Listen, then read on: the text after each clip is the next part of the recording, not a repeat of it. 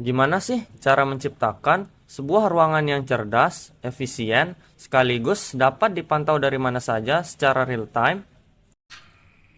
Halo semuanya, perkenalkan nama saya Hendra Oktobian Alfasa selaku perwakilan dari kelompok 2. Di video kali ini, kami akan mempresentasikan proyek akhir kami yang berjudul My Room Sistem Monitoring dan Kontrol Ruangan berbasis lokal server menggunakan Raspberry Pi dan ESP32.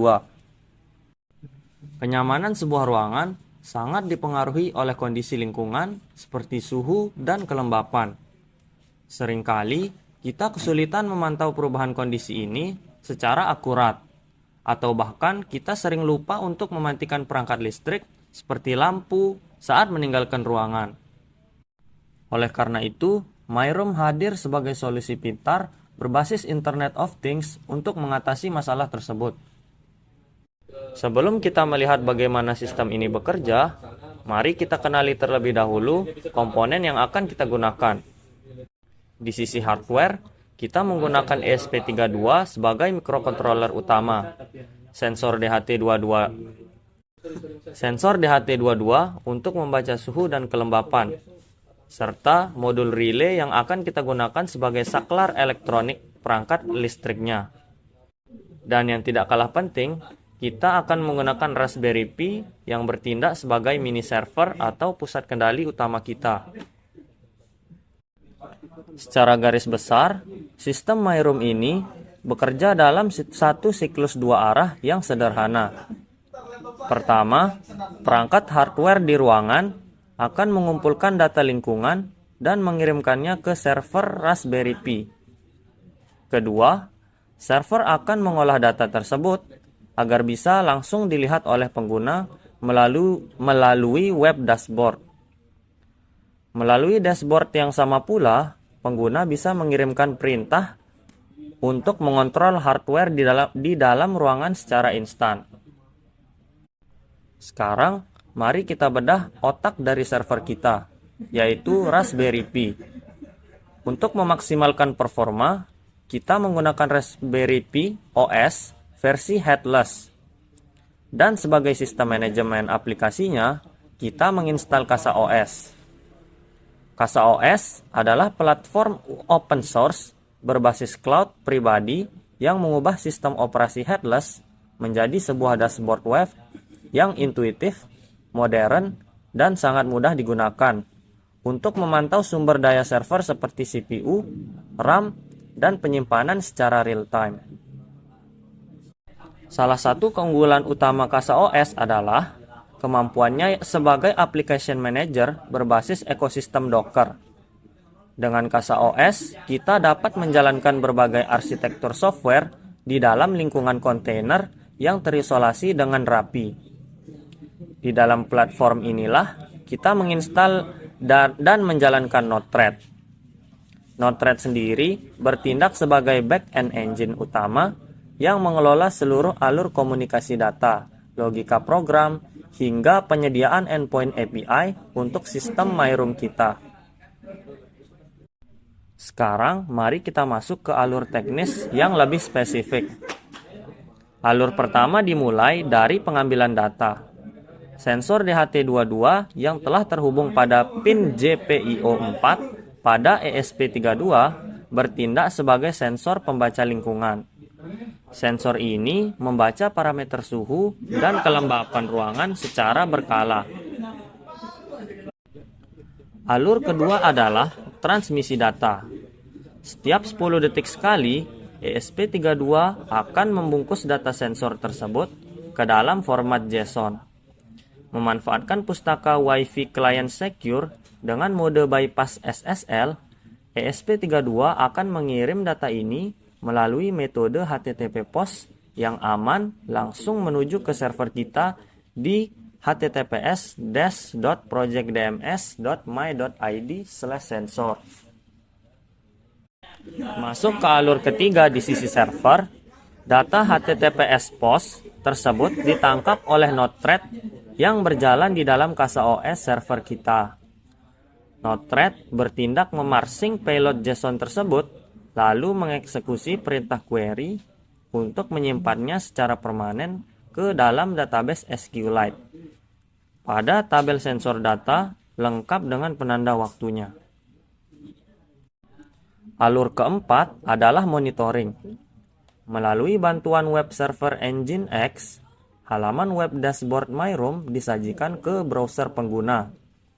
Dashboard yang dibangun dengan HTML, CSS, dan JavaScript ini melakukan request ke API Node-RED. Dari sini, pengguna dapat melihat visualisasi angka suhu, kelembapan terbaru, status koneksi alat, hingga grafik riwayat secara real-time dan responsif. Alur terakhir adalah kontrol balik jarak jauh. Saat user menekan tombol saklar lampu di dashboard web, status relay di database akan diperbarui melalui endpoint/relay. Di sisi perangkat, setiap 2 detik sekali, ESP32 melakukan HTTP GET untuk mengecek status terbaru. Menggunakan pustaka Arduino JSON, payload didekode karena relay ini bersifat active low. Jika status bernilai on, ESP32 mengirim sinyal low ke pin GPIO23 untuk memicu relay agar menyala dan mengirim sinyal high untuk mematikannya. Ya. Oke, selanjutnya kita akan mendemokan alat yang kita gunakan untuk monitoring.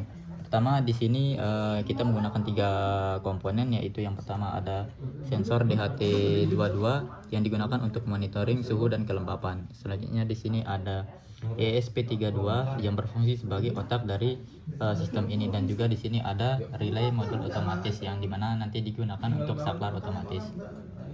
Let's go. Oke, selanjutnya kita akan melakukan pengujian perubahan suhu beserta kelembapannya. Bisa dilihat untuk suhu saat ini berada di sekitar 30,7 derajat Celcius, dan untuk kelembapannya berada di 75,3%. Selanjutnya kita akan mengujinya menggunakan korek gas.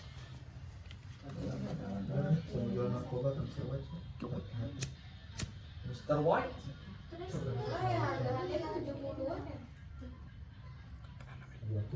Buat CA semuanya mas. Deketin dikit lah gua. Tiba-tiba ganti judul, Kamu ganti judul kan? Ya. Sekarang dia bilang gara-gara boros atau gara-gara enggak tahu. Bukan boros. Mana bunda?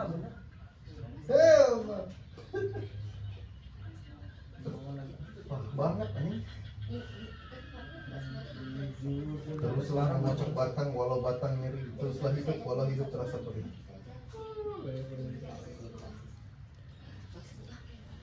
Nah, bisa kita lihat di sini suhunya mulai meningkat di kisaran 36,7 derajat.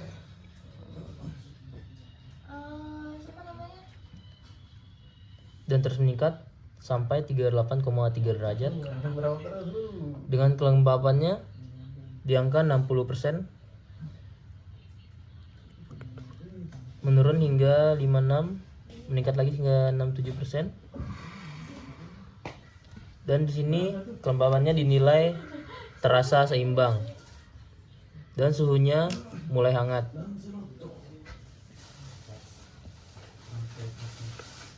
Jadi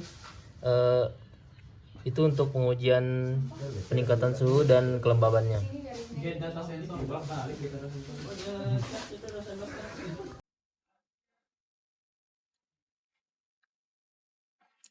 Sekarang kita akan membahas arsitektur dari lokal servernya. Di sini kita menggunakan Raspberry Pi yang sudah diinstal CasaOS.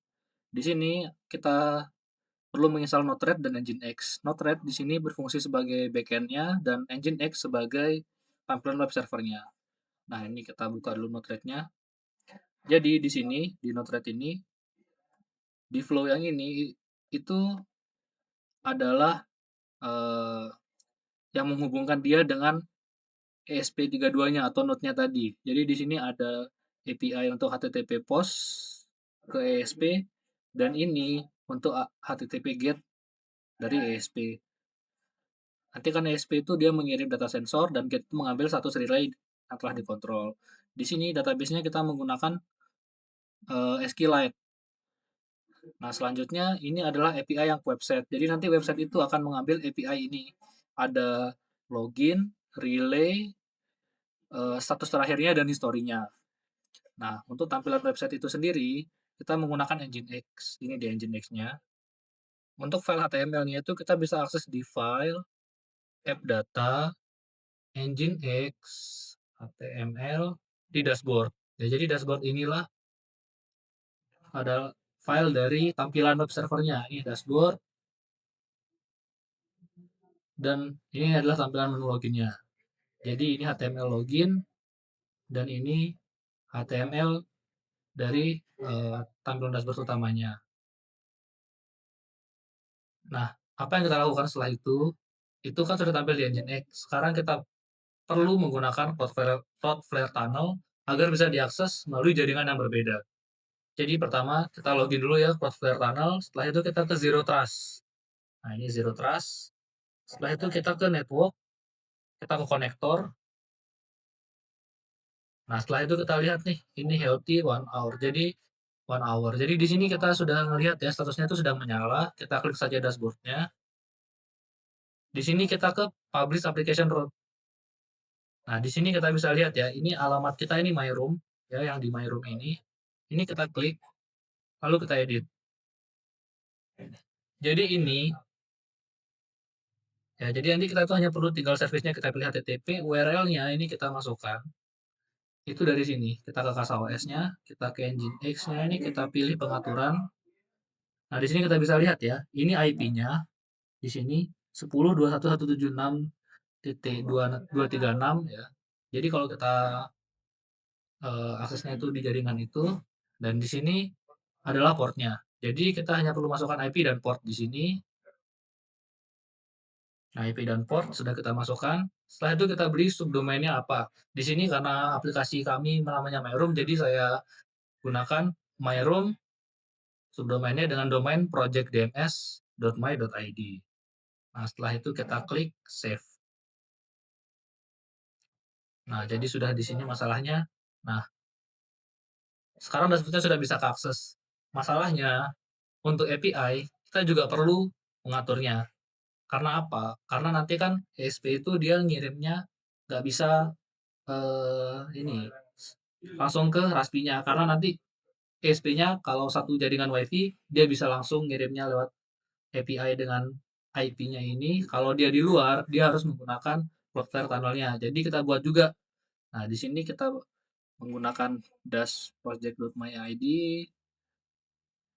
Nah, di sini, nah, jadi ini itu adalah IP dan port dari Node-RED. Nah, ini dia ya.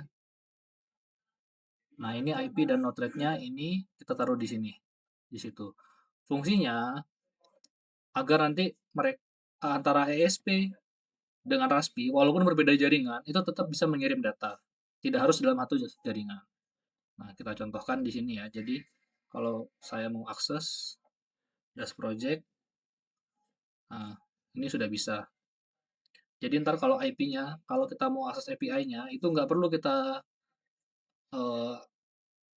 IP dan port baru slash sensor atau relay gitu. Misal kalau kita mau lihat API historinya, kita hanya perlu buka project DMS, ininya kita ganti API slash history.